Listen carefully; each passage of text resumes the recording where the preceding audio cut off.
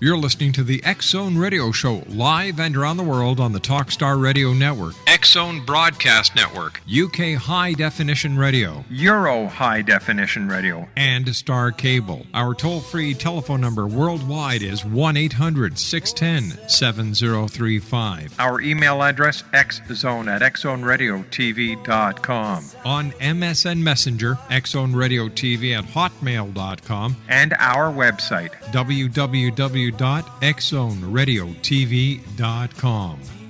Breaks and movies rang true.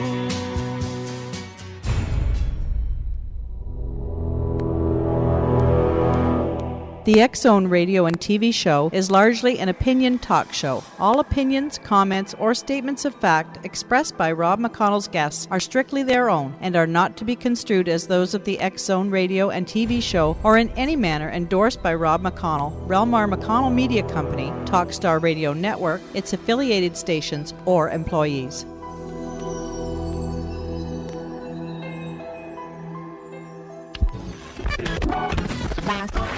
All Hit Radio.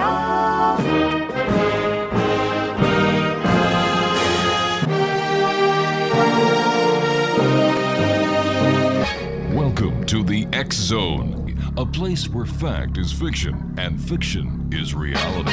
Now, here's your host, Rob McConnell.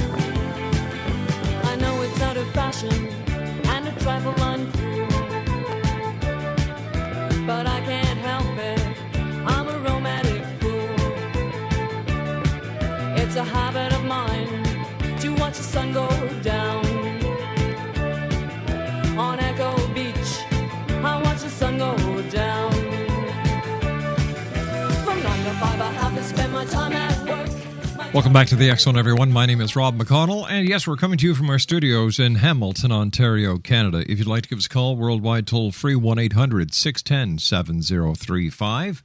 My email address is xzone@xzoneradiotv.com. On MSN Messenger, xzoneradiotv@hotmail.com. And our website, www.xzoneradiotv.com. Once again, X-Zone Nation, I'd like to remind you of a couple of things before we get to our next guest, who is Sonia Barrett. She's the author of The Cosmic Game in 3D, Mastering Reality, Mastering the Matrix of the Mind. First of all, the X Chronicles for December 2010 is available. All you have to do is go to www.xchronicles-newspaper.com. That's www.xchronicles-newspaper.com. That's spelled XCHRONICLES-newspaper.com, and follow the links. It'll bring you to the online version where you can download it, you can print it. You can even download it onto 16 different handheld devices. Once again, that's at www.xchronicles-newspaper.com. And we still have at www.videowaiting.com the very interesting hypothesis that is being presented by Dave Aaron, who's also known as Video Dave, as to what UFO propulsion really is. And he's got a few good videos there that raise a lot of questions. That's at www.videowaiting.com. Sonia Barrett is my guest this hour. She is globally recognized for her unique, in-depth, and humorous style of explaining the nature of reality as not only a virtual reality, but ultimately a game. In 1992, a newly divorced single mother of two sons, Sonia set out to prove her own influence on physical reality amidst the difficulties and the struggles. She was determined to triumph in consciously fusing mind and matter against all odds. She proclaimed a movement upon herself without books or gurus to guide her. She used her determination as her resource. Sonia would eventually penetrate the matrix, and let me see, which has been her desire and ultimate goal. When I come back from this commercial break in 2 minutes, Sonia Barrett is going to be joining me. Her website, www.spiritinform.com. That's www.spiritinform.com. This is the X Zone. My name is Rob McConnell, and we are coming to you from our studios in Hamilton, Ontario, Canada. Once again, 1-800-610-7035. Email xzone@xzoneradiotv.com. On MSN Messenger, xzoneradiotv@hotmail.com. And our website, www.xzoneradiotv.com. I'll be back on the other side of this 2-minute commercial break with my special guest of this hour, the author of Cosmic Game in 3D, Mastering Reality, Mastering the Matrix of the Mind, Sonia Barrett. Here in the X Zone with yours truly, Rob McConnell, from our studios in Hamilton, Ontario, Canada. Don't go away.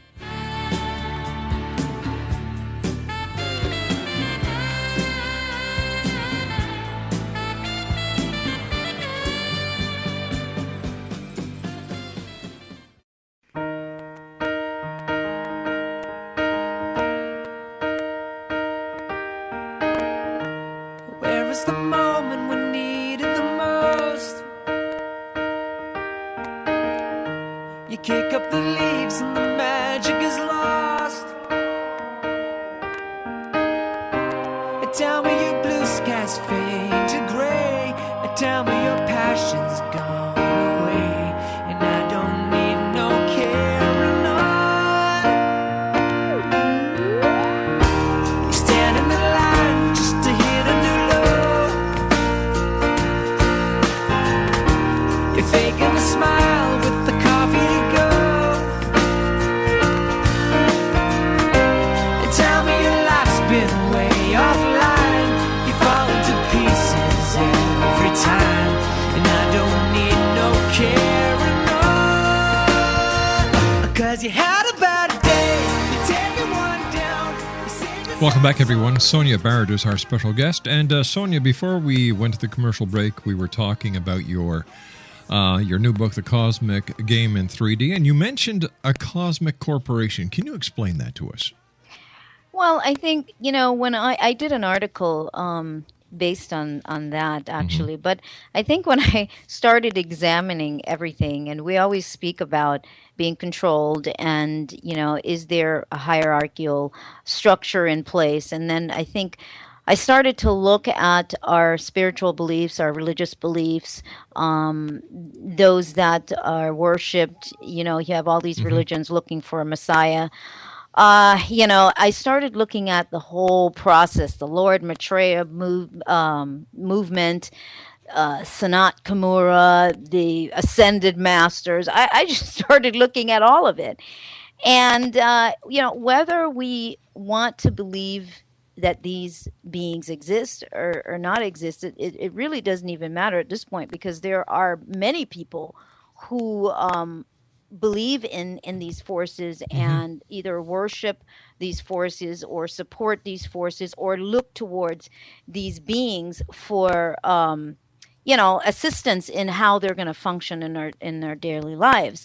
Now, when you look at the bigger picture as to how we look to someone else to determine how life should operate here on the planet, whether we're looking at who is in, God in heaven or whatever the case may be, we can all agree that there are these forces that we acknowledge. And so I started to look at how they operate, whether they really operate like that or not. That's how we are perceiving them in terms of how we worship them and how we look to them. So I started to look at our corporate structure. And our corporate structure, of course, is, you have your lower level and it goes up in terms of management. And so I started to examine that whole process because that's what's happening. I mean, you can look at your minister in the church. You can look at the people who are members of the church, then it goes up to the ministers and the deacon, and the same sort of stair level that we've got going to everything. And then who is it that they're worshiping outside of that space? Is there then these ascended masters and whatever these other beings or forces that we acknowledge? Are they each reporting to another level up? Are there these various levels up? Is there an order or a system to, what should I say, orchestrating or intervening then in human life here on the planet? So that's what I started to examine. And of course, in the article and in the book, I go into it a little bit more in terms of really shaping it out for us as to why it would make sense that we're involved in a situation like that. We have to get our ideas from somewhere. So everything that we do here on the planet, and I go back again to our corporate structure, everything we do on the planet is obviously we're simulating something else. It's always a simulation. We're copying some other kind of system, whether we realize it or not. But that's what I started to see, that there probably is there are base formulas for various things as to how they operate or how they will exist. And so we do things in accordance with these formulas that are already in place. Where do you think these formulas originated? Well, that's a big question. That's a really, really big question there, where these formulas originated, because then we have to really begin to go in and examine specifically, what we recognize as the people who may have come before, what's being discovered by archaeologists and the various historians, and in the pyramids and all the hieroglyphics and all the things that we're trying to decipher, that shows that we've had intervention. We've had other beings potentially show up here on the planet over, a period of time beyond, I think, what we are saying. So we have to examine that. And so, these forces probably, I'm sure, have brought in some of those concepts, those formulas by which we are operating. And so we'd have to take it another step further in terms of where did they come from with these, where did those formulas come from for them? Did they also get those concepts from another level up? And it's just like cycles, it's the same thing. Everything is a spin-off. It's a cycle in a cycle in a cycle in a cycle, system in a system in a system. So it becomes sort of difficult to pin down any one specific point where, that formula, may have actually started, but it could actually really just be a spin-off of obviously something much bigger, dwindled down to accommodate our more minuscule or more limited life here on planet Earth. Let me ask you this. How different do you believe that history is compared to the history that we've been taught? Oh, I think absolutely, very different. I think that, again, we like packaged concepts, things that are comfortable for us. And we even see this with scientists in terms of what they will decide that they're going to accept as a possibility. And so we have these governing forces in place that continue to determine what we should know, what society should know, and what they shouldn't know. And so you have this all along, and that is the same thing with history. There are things that were probably not really known clearly at one point, but then when the information comes out that is more of a truth, then that's shielded from us. And so we might not know about that for another 50 or another 100 years or whatever the case may be. So I think what we have is somebody's story or a variety of stories put together, but it's definitely they're very limiting, is how I see it. Our history is very limiting, and it is monitored. It's a monitored history. And I think it's more obviously for control, for purposes of control. And I think it has to be up to the individual to question, and begin to ask questions, and maybe begin to do your research according to just how much you really want to know, because that kind of research it's going to be quite heavy and quite intense. So it's up to the individual. And I think the bigger system recognizes that most people they're not that curious. Maybe not as curious as you and I. I'm to the next level curious. So the history that I've been presented just never made sense to me. And that includes, the religious information from my childhood.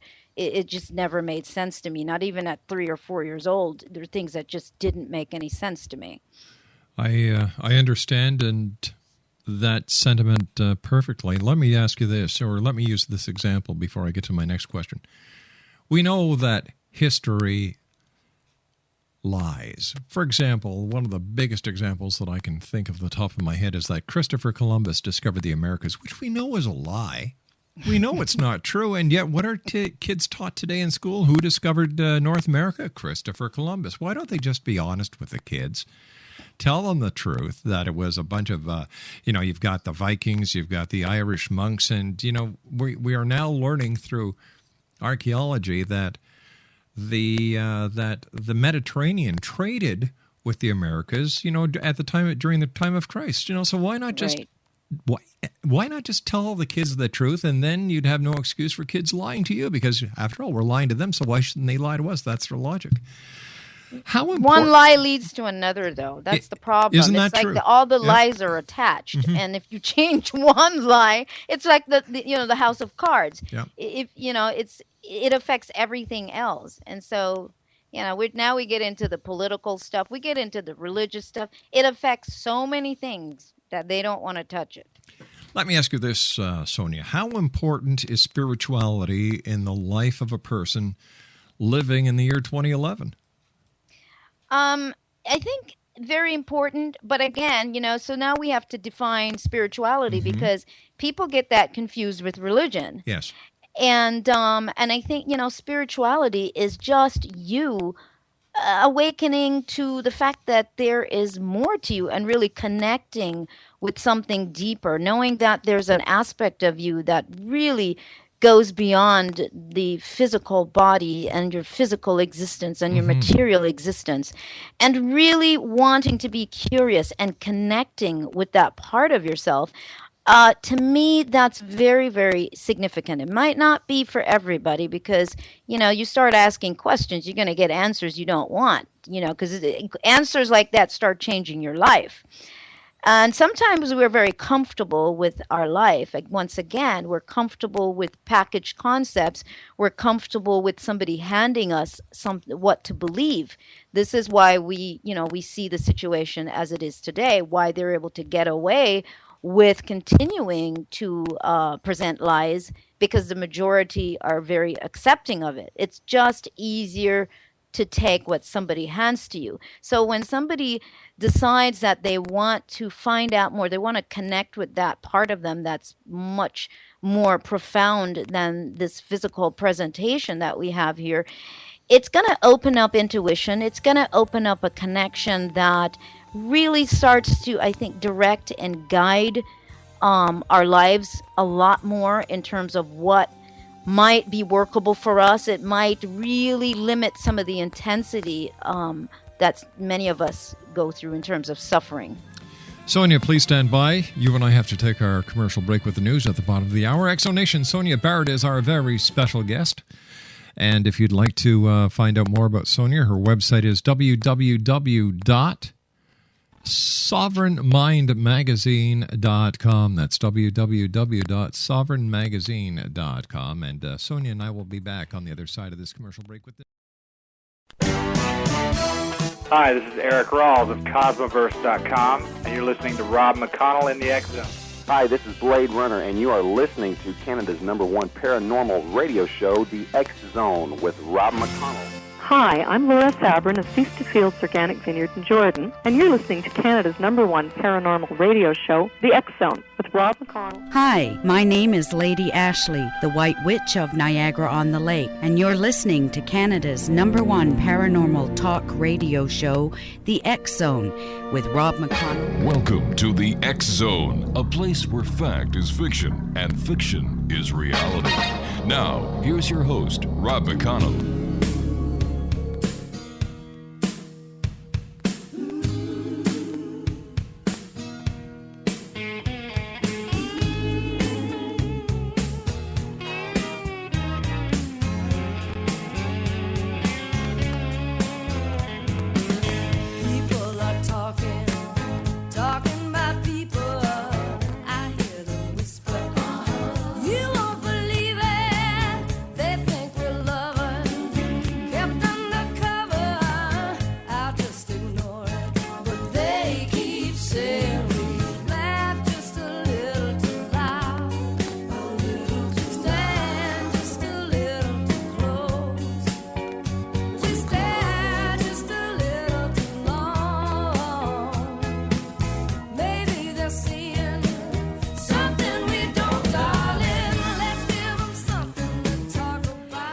Explanation, Sonia Barrett is our special guest. Here's a new website for you for Sonia and all the great work that she does. www.spiritinform.com. That's www.spiritinform.com. How is the human experience cult-like, and how does it relate to cultural expressions and experiences, Sonia? Well, in terms of the cult-like experience, when we think about a cult, we're always looking at a brainwashed group of people. Well, ultimately, overall, it seems like that's sort of the majority of, are the way people function on the planet. We sort of have that, the hive mentality, how we function in terms of our thought process and how easily programmed we are to operate specifically a certain way and without question. And so it becomes pretty much, in my view, of a sort of a cult-like operation. And I know most people don't probably pay attention to it in that sense, because we have a sense that we have all this variety. Like, we're doing this, so we're different, or we're separate. But what is interesting is the fact that we can all have these various options that make us feel, to some degree, very individualized. But at the same time, there is a base format by which we all tend to operate, and which is why we're such a trendy society, why we gravitate so easily to trends, whatever the media throws out. We're just very easily programmed and directed. And so when you look at cultures, and I like to break down cultures from it could be the culture of a state. Every state, every town, every city has its own unique way in which the people within those spaces tend to operate. There's always some base formats or formulas by which we tend to function. So I found that to be very interesting, which is why we can say, oh, the people in California, or the people in New York, they're this way. But there is those base ways in which we operate. And so we're very hung up, yes, on our culture. In another country, when you leave from one country and you come to the other, you bring your culture with you. But the whole point is that there is a base format by which we tend to operate and get very locked into it. And this is not to say that having a culture, having a way of operation is a good or a bad thing. I'm just simply pointing out how we function and the fact that we get very addicted to it, we get very, very hooked on it. And we are very challenged a lot of times when anything comes in and changes the manner in which we've been programmed to operate based on whatever that particular culture is. And we can say the same thing about, a family. We just have all these various groups or formats by which we function, and then they tend to be a spin-off of a much bigger one. Like the United States, there's a specific culture, a specific way in which we think, but then you break that down to each state, and each state will have still yet their own specific way of functioning. Is it a culture or is it a mindset? It's a mindset, but at the same time, the word cult comes from the word culture. They're offshoots. So that's why I use that word to broaden it, to really look at that in terms of what we're saying. Either way, yes, it's a mindset. Well, a cult becomes a mindset because it's a program concept that somebody hands to you, and the entire group now has to function that way. We see it in religion, and we see it in just a bigger picture. In a company, you have the corporate culture. There's a particular mindset in terms of how that company operates without even having to mention certain things are just unspoken. You come in and you automatically become part of that culture. So it's just the way we are as human beings. And so I don't say it's a good or a bad thing. What I do say is it gives you an opportunity to step back and really begin to recognize how we are influenced, how you as an individual is being influenced. That's what I did. I started to look at the influences in my life in terms of the things I liked or didn't like. Is there an authentic me? Is there a part of me that is really just pure in the sense of what I'm liking or what I'm choosing to do, or is everything completely overdosed? Is it an overdose of influence? And I think that's something to examine. Only for those people who are asking those kinds of questions as to who am I, because it's very big, and it does change. It can change your life. It can change your career. You find out that you're only doing this career because of a particular suggestion or a particular whatever coming from someplace else, someone else, some sort of external influence. So that's what I was asking, the authenticity of the individual, who we are. What does it mean to hack into our brains or into our bodies? I also speak about the human body and the entire experience. I compare it to a computer system, and I think that we are seeing that more and more in terms of technology, in terms of even the transhumanism and all the discussion that's going on.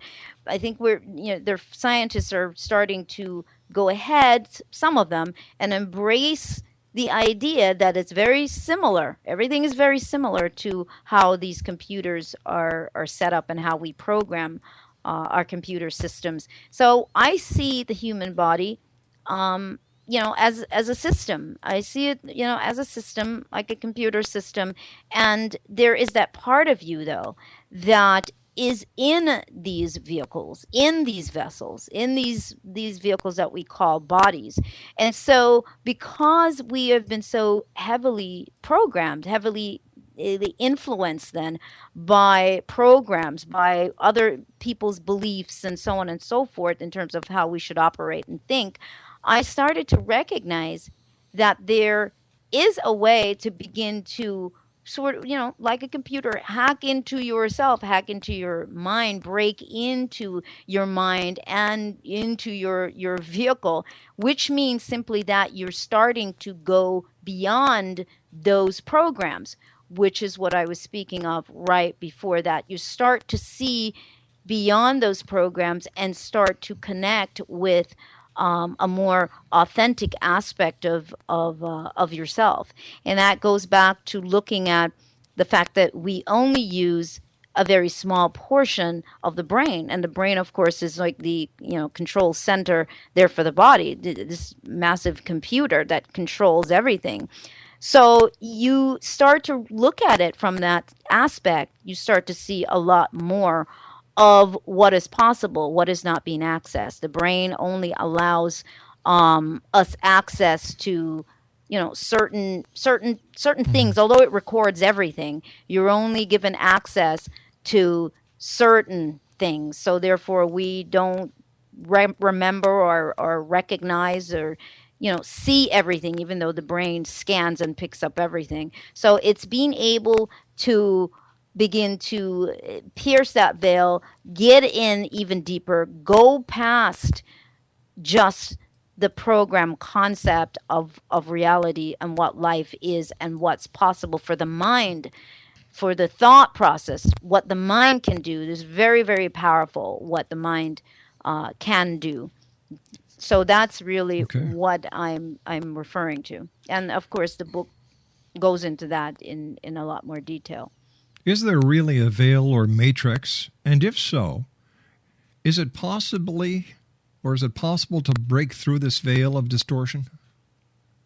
Well, yes. I mean, when I speak about the matrix, I often describe it as an invisible, it's an invisible space then. It's sort of looking as if we are in a sphere, but there is no physical shell that you can really see. But it's this womb then, let's say, the space that we're in, that we're having this particular experience that we call the human experience. And I do see that there are boundaries in terms of what we have been programmed to or what we have accepted in terms of what our limitations are. And I think that there is that possibility of piercing the veil, which goes back to what I was speaking about a few minutes ago as well, is to be able to go beyond those boundaries. And we see that, again, with science.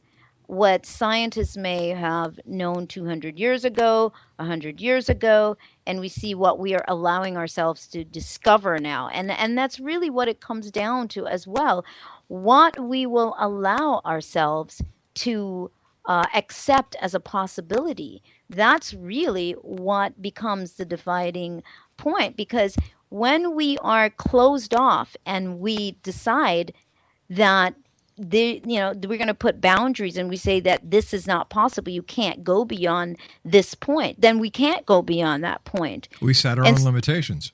Exactly. And so perception becomes really the magic in this whole experience, is how far will you allow your perception to go. And so so then we end up in this invisible space, confined to a particular way of thinking, confined to a limitation in terms of what we think that is possible for a human being to achieve and to do and to experience. So there is piercing that veil. I say there are no boundaries. That's the conclusion I've come to. I think no matter how, even in science, we might find conclusions. Is that conclusion only good for today? Is it going to be just for another week? We will always be lifting the veil off of a greater and greater or deeper and deeper truth as to how anything functions or exists in terms of, what we call reality or life. So I don't see any limitations. What I know today is minuscule in terms of what I may come to understand next week. Now, it doesn't mean that what I know today is wrong. I'm just going to enter into a deeper level of truth and understanding of what I knew last week and this moment. I was wondering if you could tell us what group mind deception is. Well, I look at group mind deception in terms of, I guess it sort of goes back to some of what I said earlier. It's like the Borg mentality. And I have talked quite a bit about, some of the New Age information. And I think a lot of what I've seen is that the indication is this. It's as if we can't move forward, or you can't move forward, or I can't move forward unless the entire group moves forward. And I don't see that. I don't see that at all. And this is a really big question, because then it goes into, again, taking the lid off what you think reality can be. And I think that really sets some boundaries, because when we're saying that we have to move forward together, it really puts some boundaries on what reality could potentially be. Now we put ourselves back in that Borg type mentality. And what I see is that the individual, even though we are one collectively, when we look at it, even from a scientific standpoint, Right. Energetically, everything is connected. Absolutely everything is connected and ultimately one. But we, as individuals, represent, or are given the opportunity then to have or present a unique and what we would call an individualized experience. It's like the one has the illusion of being the many. And so each of us has that uniqueness. Well, in that uniqueness, we still have the opportunity to individually expand, and we don't have to wait for a group to have that kind of expansion. Stand by, Sonia. You and I have to take our final break. Interesting Hour, Exonation with Sonia Barrett. www.spiritinform.com. That's www.spiritinform.com. We'll be back on the other side of this break. Don't you dare go away.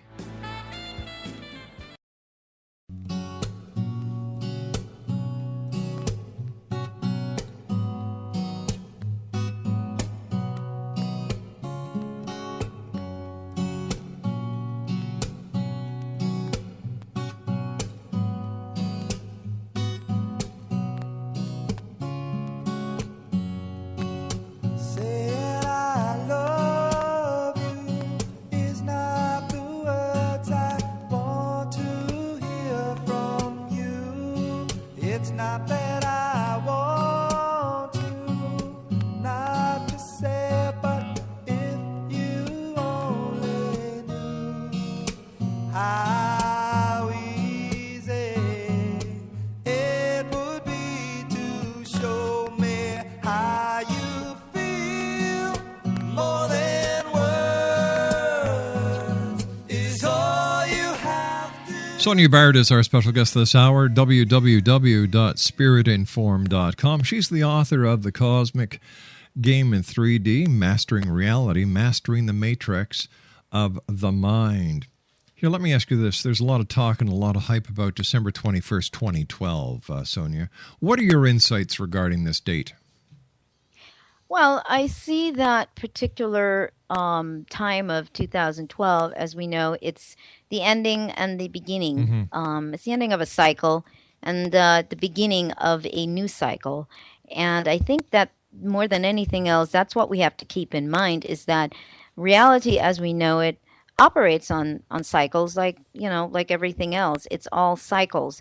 And you have a cycle, what is this, the ending of a 104,000 year cycle. And of course, that cycle is divided into, many other cycles, four cycles more uniquely, which is, I think, like 26,000 year cycles. And then it's broken down, from that, from that size, from the 26,000 years into several others. And so, now we're looking at the zodiac and we're looking at the movement of the planet. So I think for me, keeping it in perspective and keeping it simple as to this is all natural. This is nothing so crazy and so outrageous. This is just the ending of one cycle. We turn everything into major mysticism. Yeah. And it's just so over the top. It's just like you're turning, you have a birthday. Yep. Okay, now I'm 10. Okay, so I've completed this 10-year cycle, and now I'm 20, another 10-year cycle. So I've got 20 years. So, we have to keep it in perspective and recognize that that's all that's happening. Yes, there are some shifts that are taking place, because along with those cycles are, I believe, this is my concept, that all of these cycles, like for the 26,000 years, and there's 4 of them, I mean, that add up to the 104,000 years, they each carry some specifics. And I think, again, it's based on, frequency or vibration, the frequency that each hold. And I think in that context, there are evolutionary shifts that are taking place, that will take place, that have been taking place. And so we're just shifting into another theme or another concept, in this new cycle that's going to be happening. Or as I like to say, the Mayans are taking the old calendar off the wall, putting the new one up. Exactly. Yeah. It's really just that simple. And there's lots of things that are going to go on the planet, but that's all part of the cyclic shift. Yeah. So everything is just doing what it naturally does. And this is just a tiny cyclic shift in comparison to the endless and the bigger cycles that are going on that's affecting this one. Sonia, you and I have to say so long for tonight. I want to thank you very much for joining us. Great talking to you. Continued success. And Exonation Sonia Barrett has been my guest. Her website is www.spiritinform.com, and she is the author of The Cosmic Game in 3D, Mastering Reality, Mastering the Matrix of the Mind. We'll be back on the other side of this commercial break as the X Zone continues from our studios in beautiful Hamilton, Ontario, Canada. My name is Rob McConnell. Whatever you do, don't go away. We'll be right back.